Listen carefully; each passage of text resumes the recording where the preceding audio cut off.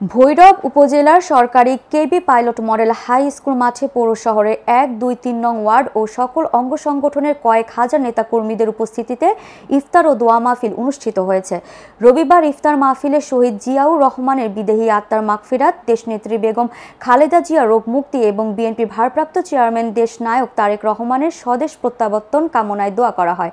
এ সময় প্রধান অতিথি হিসেবে উপস্থিত ছিলেন কেন্দ্রীয় বিএনপির সাংগঠনিক সম্পাদক ও জেলা বিএনপির সভাপতি মোহাম্মদ শরীফুল আলম।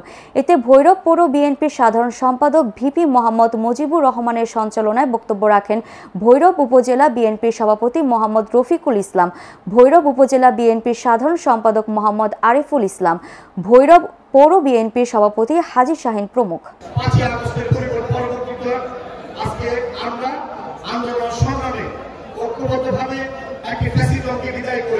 আমরা আশায় বুক বেঁধেছি অচিরে বাংলাদেশের গণতন্ত্র ফিরে আসবে। মানুষের যে ভোটের অধিকার দীর্ঘদিন নির্বাসিত, সেই ভোটের অধিকার ফিরে আসবে।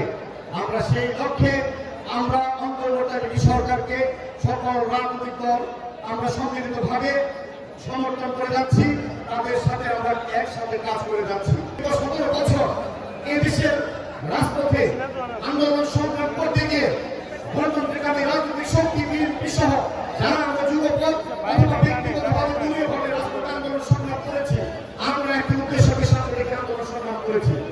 আমরা এদেশের মানুষের ভোটের অধিকার নাই, ২৪ সালে ভোট দিতে পারা নাই, ১৮ সালে ভোট দিতে পারা নাই, ১৪ সালে ভোট দিতে পারা নাই, জাতীয়